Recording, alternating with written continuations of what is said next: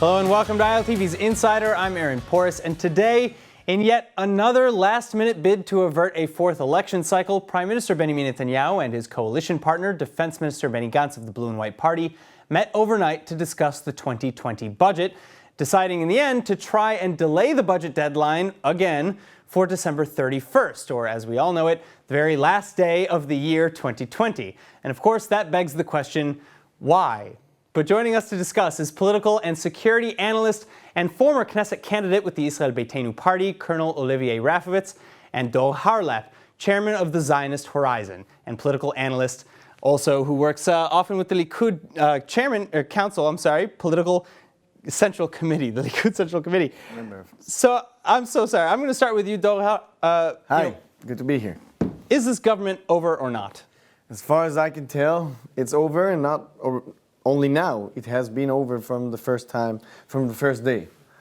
Well, but you know, obviously, why do you say that? Could you go into that further? Yes, because obviously, you know, definitely. they're trying, supposedly. As far as I see it, from the first day when Avi Nissenkorn, the Minister of Judicial Affairs, decided that he will go all the way against Netanyahu and against the things that are matter to the right side of the map. So since he started doing that, he just made it without any choice for this coalition to survive, because he just kept pushing and pushing in the soft spots of the Likud. So when you're playing the game like that, there is no any chance that the game will continue, because no one wants to play with you. So you don't think that there's any chance that a budget actually might be passed by the end of the year? Maybe we will have something, but for, let's say, in the last day of the year for 2020 budget. But it will be only to fail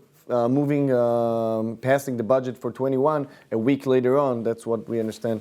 That's supposed to be the deal between Likud and Blue and White. So maybe we'll have a delay of 1 week or 2 weeks, but the elections are coming pretty close. All right, Colonel Rafovitz, I'd like to hear from you now. You know, maybe if you want to respond to Dor here, or, you know, is the government over? You know, I'm listening to this gentleman, and I respect him, of course. But Israel is bleeding. People have no work. There is a terrible crisis. And Netanyahu and his people around him are talking legal affairs. We don't care about legal affairs concerning Netanyahu. We care about jobs, about health. And the problem today in Israel, it's a huge problem for all the Israeli people, that we are hostages by one man, Netanyahu, and we don't know really what he wants from us as the Israeli people. And it's not a problem between the right and the left. It's a problem that the times of the king, are over. But Netanyahu behaves as a king, and he is elected, but he thinks that he is elected forever. So if the democracy is not working, we are paying the price today. So when I'm listening, like many people, Likud people, members, respectful people, of course, even them, they know the truth. There is no faith, no trust anymore. Even within the Likud, there is a big crisis. Gideon Sa'ar, a leading member, just left, not because he's not Likud member, but because he is not capable. We are not able anymore to work with this gentleman called Netanyahu. So if there is no change, basic change inside the country, within the right, because Likud is a very important party in Israel. I like the Likud, but I don't like the guy leading the Likud. And many people in Israel want this. You can join the Likud.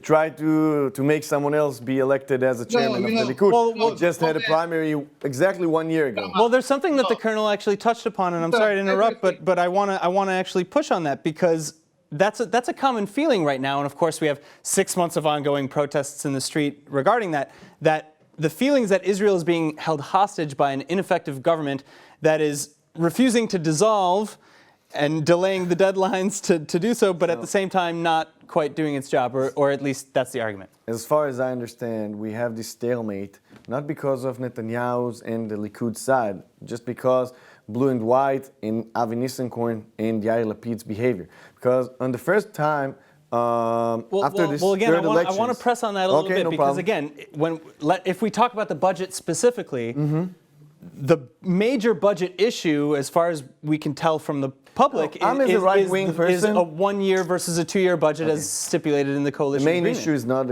about the budget. That's obvious, okay?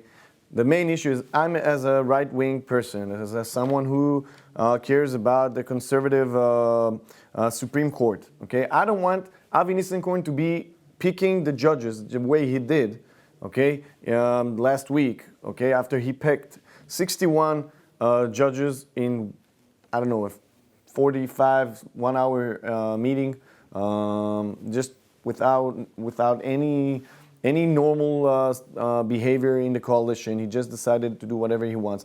And we're going to appoint, if we continue with this bad coalition, this coalition will appoint something like 4 or 5 Supreme Justice. That's too much for me to give him as a power. Now, if we go to the beginning of this coalition negotiations, okay, let's say right after the third round of the elections. So Benny Gantz, Benjamin Gantz, the chairman of Blue and White, he got the mandate to make his own government, but he didn't have enough. He didn't have the seats. He didn't have enough seats. He didn't have enough seats to make it. So Likud is not who is making this stalemate. Well, but they're partners, and I don't know if it's fair to put all of the blame onto any one. As far as I see it. Well, but Olivier, yeah. Listen, I repeat, he's a young member of the Likud party. He's a young man. So he knows what is life in Israel, what is the difficulties of life in Israel. And he talks about the law problem of Netanyahu. Who cares right now between you and me? Okay. If you ask people in the street. So if we'll talk, let's talk about the corona, okay? I just saw. 1 second. 1 moment, please. I did not interrupt you, please. If you ask people now in Sderot, in Kiryat Gat, in Kiryat Shmona, if they care about Nissan Koren or if they care about money at the end of the month because there is no food in the fridge. The problem right now, you are disrupting the due process of life in Israel because one man. Well, so big trouble, So, Colonel, I have to ask: are you in support of going back to elections then, or are you in support of maybe doing what's possible to maintain a government, whatever that government may look like, in order to address the more? For the time being, if there is a budget, the first step good for the country. There is no budget. And why there is no budget? Because it's a way for Netanyahu to not respecting the agreement with Kachol Lavan, with Blue and White. I'm not Blue and White. I'm not Likud anymore.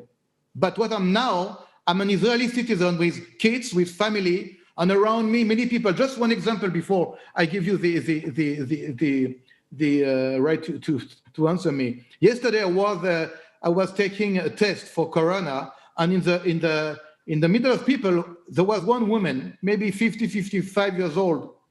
She told me, there is no trust, no faith anymore. She said, no emunah, no emun. I said, why? She said, I don't know, she said. I don't know. We feel that we are lost. This feeling of to be lost is not only a political problem. So I don't feel. For Israel, and you don't solve this problem with Mr. Nissan Koren issue. All right. Olivier, so I don't feel lost at all. And as far as I can tell, and if you will go and ask those people in Kiryat Gat and Kiryat Shmona and whenever the places you have spoken about, if you will ask them what do they care about getting vaccinated for the coronavirus. And they saw Netanyahu on last Saturday, one of the first,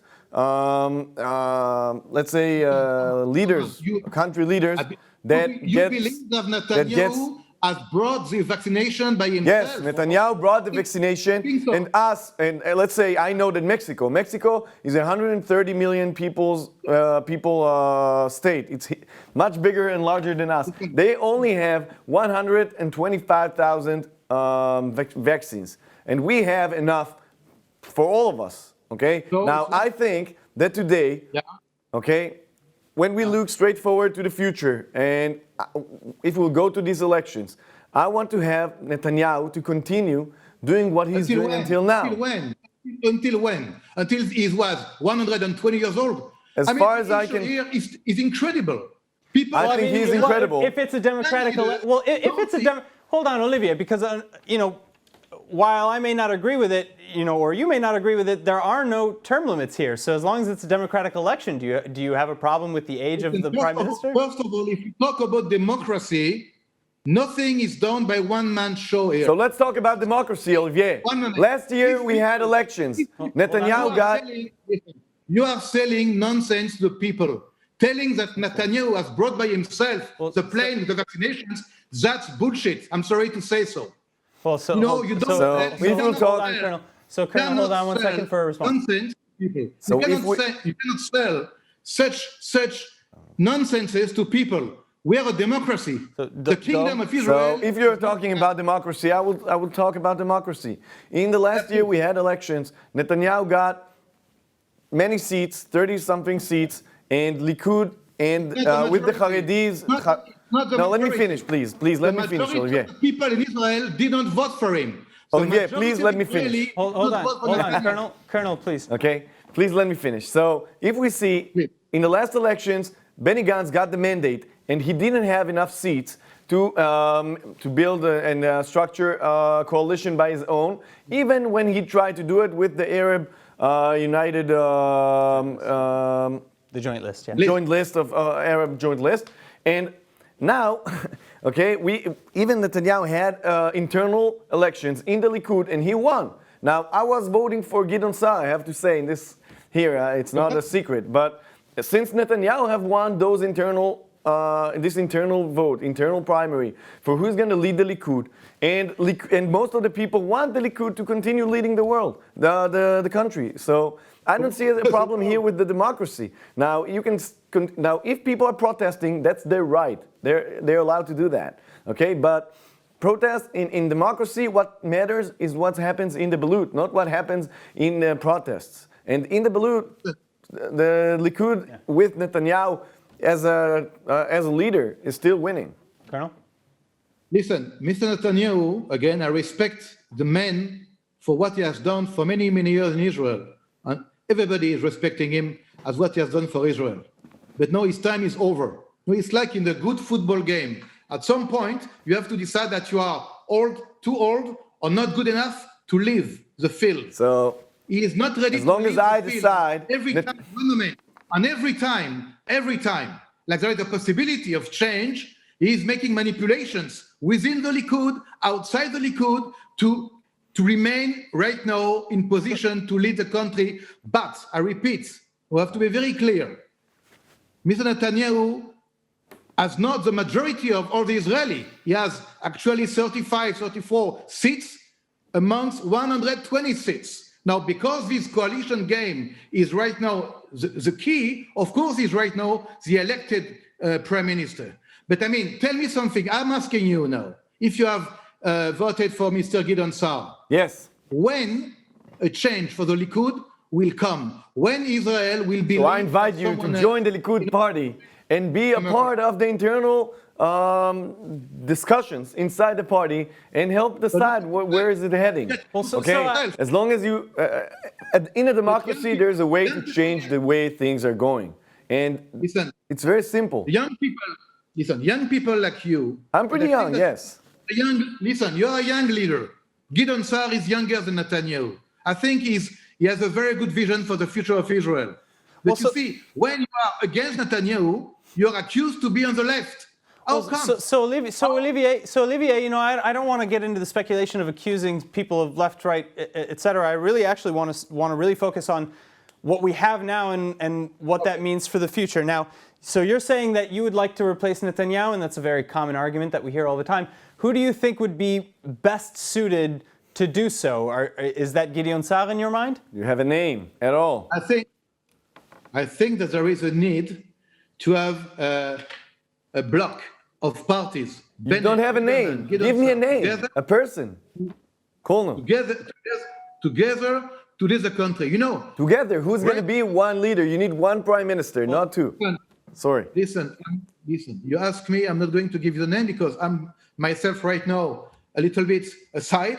I'm now an analyst, but I'm telling you that amongst the party of Bennett, the party of Gideon Sa'ar, and the party of Lieberman, someone will come out. But to say that no one is capable to replace Netanyahu forever, it's stupid, it's an abnormality, and it's very dangerous for a democracy. There are several polls that have come out recently, though, that suggest that as far as choosing prime minister, Netanyahu, regardless of the Likud, independent of the Likud, is polling highest. For now, correct.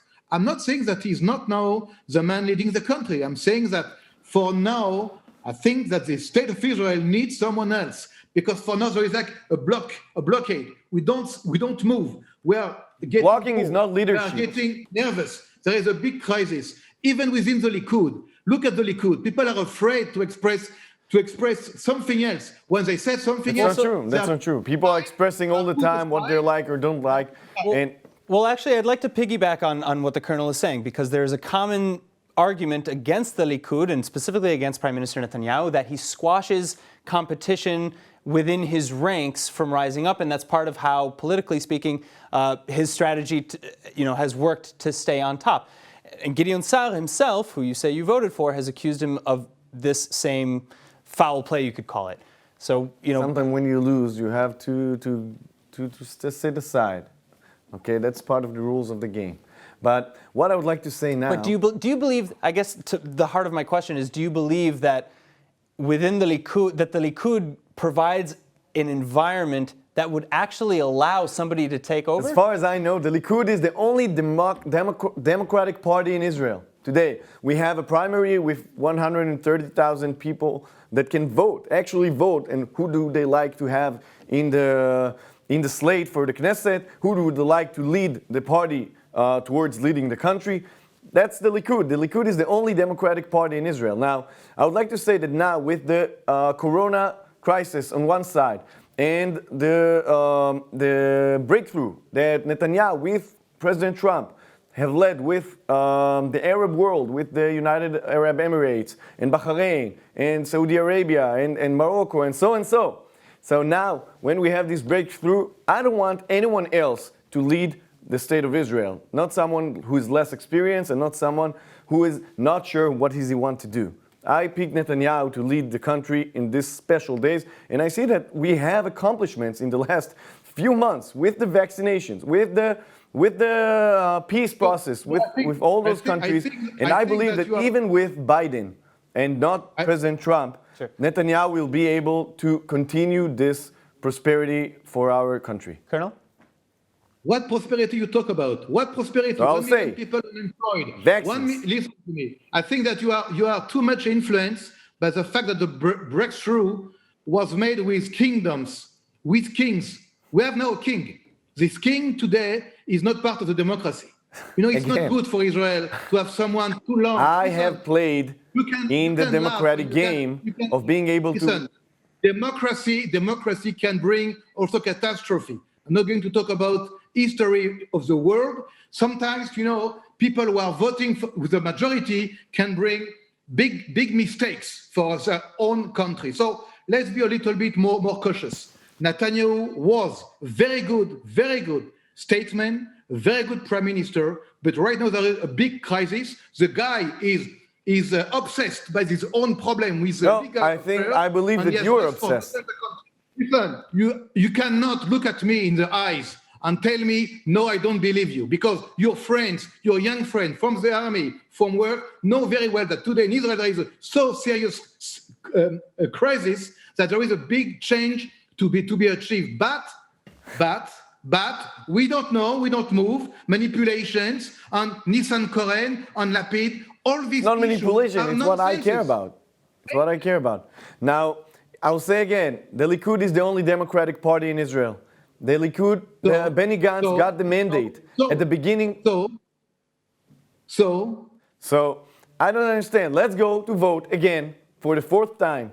But now you have to promise me that you will accept the results. Spend 1 billion shekel because Netanyahu refused to respect the agreement. The people in Israel will pay the price of this policy of Netanyahu himself. Well, when the king. But Colonel, wouldn't you agree that if the answer in your eyes is to replace Netanyahu, as the leader of this country, wouldn't you agree that the way to do that is with an election?